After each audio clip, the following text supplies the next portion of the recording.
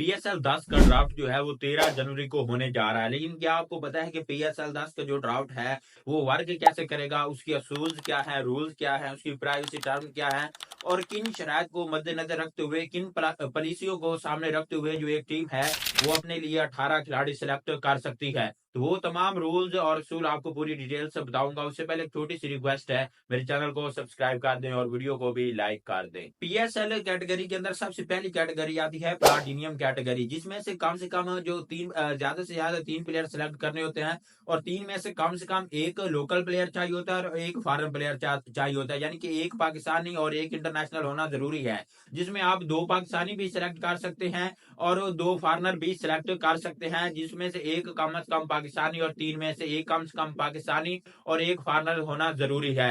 चाहे आप 2 foreigner select कर लें और एक पाकिस्तानी, चाहे आप 2 पाकिस्तानी सिलेक्ट कर लें और एक गैर मुल्की खिलाड़ी, ये आपकी मर्जी होती है।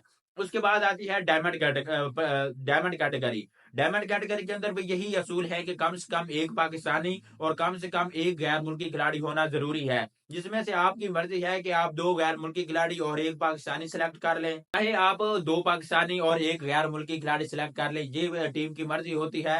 जबकि पीसीबी की तरफ से यही शर्त है कि कम से कम एक गैर मुल्की और एक पाकिस्तानी होना जरूरी है। उसके बाद आती है गोल्ड कैटेगरी। गोल्ड कैटेगरी के अंदर कोई भी शरायत नहीं है, उसमें चाहे आप 3 के 3 जो है वो फॉरनर गैर मुल्की खिलाड़ी सिलेक्ट कर लें, चाहे आप 3 के 3 पाकिस्तानी खिलाड़ी सिलेक्ट कर लें। गोल्ड कैटेगरी के अंदर कोई भी शर्त नहीं रखी गई। वो पाकिस्तान सुपर लीग की टीम की तरफ से और ऑनर की मर्जी होती है कि वो गोल्ड कैटेगरी के अंदर चाहे तीनों के तीनों को पाकिस्तानियों को रखे या फिर 3 के 3 गैर मुल्की खिलाड़ी सिलेक्ट करे।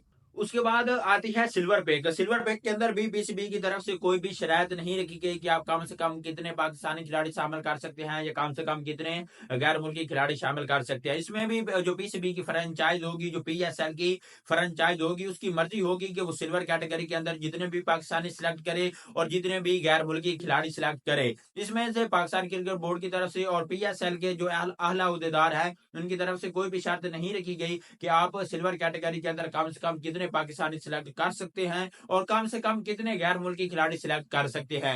उनका दिल करे तो 5 के 5 जो है वो पाकिस्तानी खिलाड़ी सिलेक्ट कर ले, उनका दिल करे तो 5 के 5 गैर मुल्की खिलाड़ी सिलेक्ट कर ले, ये उनके ऊपर डिपेंड करता है।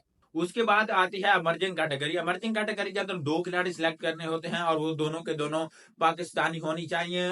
जो अमर्जिंग कैटेगरी है उसके अंदर कोई भी गैर मुल्की खिलाड़ी सिलेक्ट नहीं किया जा सकता, दोनों के दोनों का पाकिस्तानी होना जरूरी है और वो दोनों खिलाड़ी जो है वो अंडर 23 होने चाहिए, यानी कि जो उनकी उम्र है वो 23 साल से कम होनी चाहिए, इससे ज्यादा नहीं होनी चाहिए। तो ये जो है अमर्जिंग कैटेगरी की शर्त है कि अमर्जिंग कैटेगरी के अंदर 2 खिलाड़ी सिलेक्ट करने हैं और वो दोनों के दोनों पाकिस्तानी होने चाहिए और वो दोनों के दोनों 23 साल से कम होने चाहिए, इससे ज्यादा ना तो उनकी उम्र होनी चाहिए और ना ही वो गैर मुल्की खिलाड़ी होने चाहिए। उसके बाद आता है सप्लीमेंट्री राउंड। सप्लीमेंट्री राउंड में जो टीम होती है उसकी मर्जी होती है वो प्लाटिनियम कैटेगरी में से किसी खिलाड़ी को सिलेक्ट करे, चाहे डायमंड में से करे चाहे गोल्ड में से करे। 2 खिलाड़ी गैर मुल्की और 2 खिलाड़ी पाकिस्तानी सिलेक्ट करने होते हैं। सप्लीमेंट्री राउंड में 4 खिलाड़ी उन्होंने सिलेक्ट करने होते हैं। उसमें कैटेगरी की कोई भी शर्त नहीं है, वहां पर सिर्फ एक शर्त रखी गई है कि जो सप्लीमेंट्री राउंड में खिलाड़ी सिलेक्ट किए जाएंगे वो पाकिस्तान सुपर लीग की तरफ से जो फ्रेंचाइजी को एक जो सैलरी कैप दी गई है उसके अंदर रहते हुए उनको सिलेक्ट करना होता है।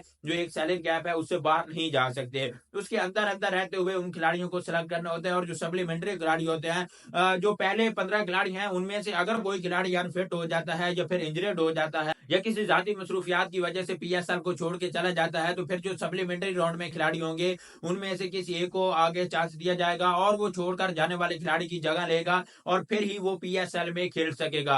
और जो फ्रेंचाइज होती है उसकी ये भी मर्जी होती है कि सप्लीमेंट्री राउंड में जो खिलाड़ी है उसको अगर ना भी खिलाए तो उसको कोई कुछ नहीं कह सकता अगर उसकी जगह पर वो कोई नया खिलाड़ी सिलेक्ट कर ले। तो ये सप्लीमेंट्री राउंड के खिलाड़ी होते हैं जो किसी भी कैटेगरी से पिक किए जा सकते हैं और उनको तभी खिलाया जा सकता है जब पहले 15 खिलाड़ियों में से कोई प्लेयर इंजर्ड हो जाता है या फिर जाती मसरूफियात की वजह से पाकिस्तान सुपर लीग छोड़कर चला जाता है। उसके बाद आता है आरटीएम कार्ड। आरटीएम कार्ड सिर्फ एक होता है, एक फ्रेंचाइज के पास एक आरटीएम कार्ड होता है और आरटीएम कार्ड का वो तब यूज कर सकती है जब उनका कोई खिलाड़ी पिछले साल उनके पास था लेकिन अब अगले सीजन के लिए उसको कोई और टीम सिलेक्ट करने जा रही है। जिस तरह के पीएसएल 2024 की जब ड्राफ्टिंग हुई थी तो क्वेटा ग्लेडिएटर ने सलमान इरशाद को पिक किया था जो कि पेशावर जलमी का खिलाड़ी था। तो पेशावर जलमी ने वहां पर आरटीएम कार्ड का इस्तेमाल करते हुए उसको वापस अपनी टीम में ले लिया था। तो ये होता है आरटीएम कार्ड। किसी भी टीम के पास सिर्फ एक आरटीएम कार्ड होता है और वो अपने किसी भी खिलाड़ी के ऊपर इस्तेमाल कर सकती है। एक आरटीएम के बाद उसके बाद कोई दूसरा आरटीएम का ऑप्शन मौजूद नहीं होता।